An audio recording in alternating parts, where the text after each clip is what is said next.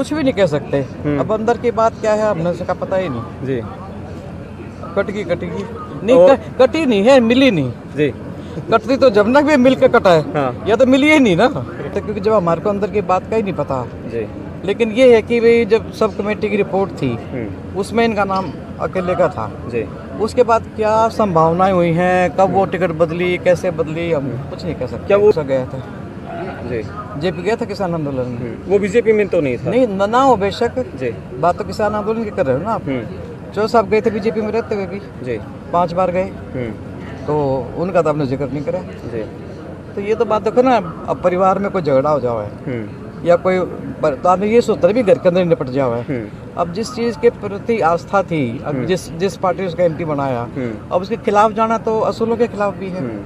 लेकिन जो सब उससे ऊपर उठ के गए थे जी कि मैं तो जाऊंगा। तो ये अच्छा, दो बातें निकल के आ रही हैं। कुछ लोग तो कह रहे हैं इसको पॉजिटिव लेके चलें, आगे विधानसभा में बहुत अच्छा रहेगा। कुछ लोग नेगेटिव ले रहे हैं, घर का न रहा न घाट का। नहीं, हम तो देखो पॉजिटिव लेके चल रहे हैं। बिल्कुल आशावान हमेशा रहना चाहिए आदमी को। यानी वो कहते हैं ना कि भी आदमी ठोकर खा के खड़ा होगा, ठोकर खा के पड़ता तो नहीं, उसके बाद खड़ा होगा, कपड़े झाड़ के फिर चल पड़ा है। इसी तरह हम चल पड़ेंगे। और हम तो पड़े भी नहीं है भाई। टिकट ना होगी ना सही, नहीं मिली किस्मत की बात है, मिल जाती तो अच्छी बात थी।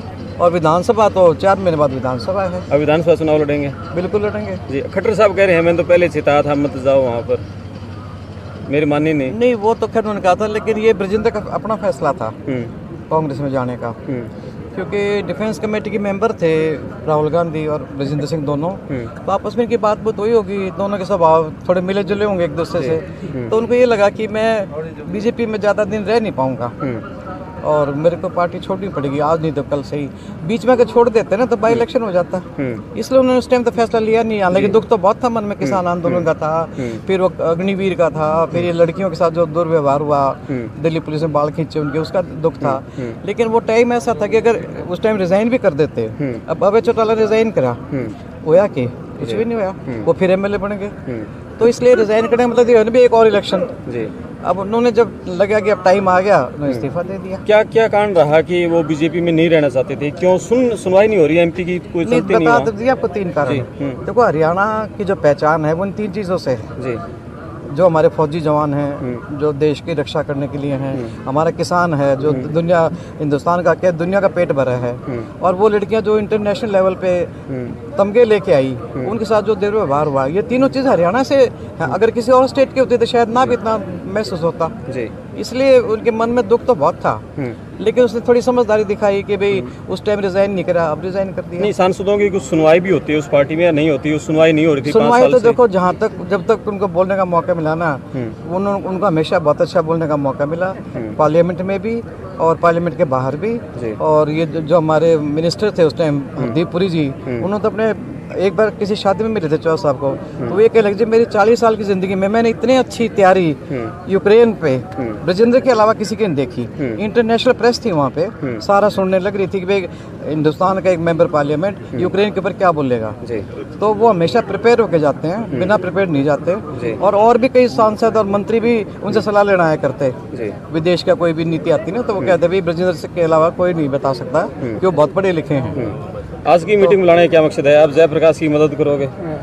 देखो अब कांग्रेस में आए हैं तो कांग्रेस के खिलाफ तो जाएंगे नहीं जी। हमने चाहे हम 10 साल बाद आए हों, लेकिन तो हम कांग्रेस ही हैं। बिल्कुल। तो कांग्रेस के खिलाफ कैसे जाएंगे? ये तो हमने कभी कराया ही नहीं। हमने कभी दुर्भावना से राजनीति नहीं करी। उसमें कोई भी आ गया, चाहे हमारे खिलाफ आया जब भी चाहे कोई हमारे साथ रहे भी, गलत व्यवहार ना तो हमारे स्वभाव में है, नाम करें। जयप्रकाश का फोन आ लिया? आ लिया। अच्छा, क्या कहा? जब सकवास आया था जो हम रास्ते में थे कि मिलना है, एक कहने लगे अभी तो मैं जीन जान लग रहा हूँ, शाम को पता कर लेना। और जी, और एक समय ऐसा था जब चौधरी वीरेंद्र सिंह ने जयप्रकाश को टिकट दिलाई थी, और वही अब इनके टिकट की राह में रोड़ा बन गया। नहीं, रोड़ा तो खैर क्या बना, वो अपनी कोशिश कर रहा था, हम अपनी कोशिश कर रहे थे, वो कामयाब हो गया जी। ये तो टाइम की बात है। एक टाइम वो था जब जेपी को टिकट दिलाने वाले वीरेंद्र सिंह खुद थे, जब यूपी के प्रभारी थे ये, तब भी हम कांग्रेस में थे, और मैं उनके नॉमिनेशन पे गई थी दिल्ली से, और अब वो भूपी के साथ लगे हुए हैं, तो भूपी ने उनके लिए मदद कर दी। तो क्या फर्क पड़ा है? राजनीति में तो दाएं बाएं चलता ही रहता है। आखिरी सवाल, कांग्रेस के प्रति क्या माहौल देख रहे हो आप हरियाणा में? कांग्रेस के प्रति माहौल अपने आप ये बीजेपी के खिलाफ होने लग रहे लोग। कांग्रेस ने कुछ नहीं कर रखा जी। लेकिन जो बीजेपी के जो खिलाफ एक प्रचार हो रहा है ना पूरे हरियाणा में, बाकी देश की मैं बात नहीं करती, लेकिन हरियाणा में जो प्रचार हो रहा है बीजेपी के खिलाफ, ये अपने आप होने लग रहा है। जी। क्योंकि जो किसान आंदोलन जो हुआ था ना, उस टाइम तो वो कुछ कर नहीं पाए, लेकिन अभी इसका बदला ले लेंगे। और कोई पार्टी नहीं है। जी। खट्टर के पहले कार्यकाल में आप विधायक थी। खट्टर किस तरह का नेता है, किस तरह की है वो, विधायकों की बात सुनते थे, उनको क्यों हटाना पड़ा, क्या उनका कार्यप्रणाली किस तरह की थी उनकी? देखो इस बारे में तो मैं कुछ नहीं कह सकती, ये तो बीजेपी की। आपने उनके साथ काम किया है? मैं जब मैं एमएलए थी, जब तो मुख्यमंत्री थे जी। जब दोबारा मैं नहीं रही एमएलए, तब डिप्टी सीएम दुष्यंत थे उनके जी। उसके साथ लगे हुए थे। आदमी बढ़िया है जी। मेरे तो जितने भी काम हुए हैं ना, मतलब कभी एक तो देखो ब्रजेंद्र सिंह आईएएस अफसर जी। कमिश्नर रैंक के थे, सारे तो अफसर मेरे तो डरा करते। जी। अभी ब्रजेंद्र की माँ है, इसका काम ना रुकने दियो।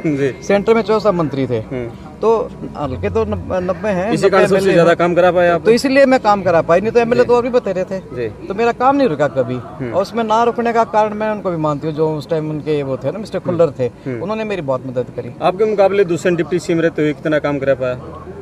मेरे हिसाब से तो कुछ भी नहीं कराया जी। बल्कि मेरे काम भी रुकवा दिए उसने तो। जिनके पत्थर रख चुके थे, जिनके पैसे भी लॉट हो चुके थे, वो भी काम नहीं उसने होने दिया। ये हमारा उचाने का बाईपास है, एक ईंट नहीं लगने दी उसने, जो कि मुआवजे मिल लिए थे, लाइनें सारी खिंच गई थी, लेकिन नहीं बना। क्या आपको लगता है दुष्यंत दोबारा हिम्मत कर पाएगा उचाना से चुनाव लड़ने की? मैंने तो नहीं लगता जी। और आएगा तो दुर्गति होगी उसकी। उसकी माँ तो आ गई है लोकसभा में, उसकी माँ तो आई है लोकसभा में। लोकसभा में आई है वह, अपनी दुरानी के खिलाफ आई है, या अपने ससुर के खिलाफ आई है वह तो। जी। और जेपी तो है ही है फिर कांग्रेस कैंडिडेट। Thank you.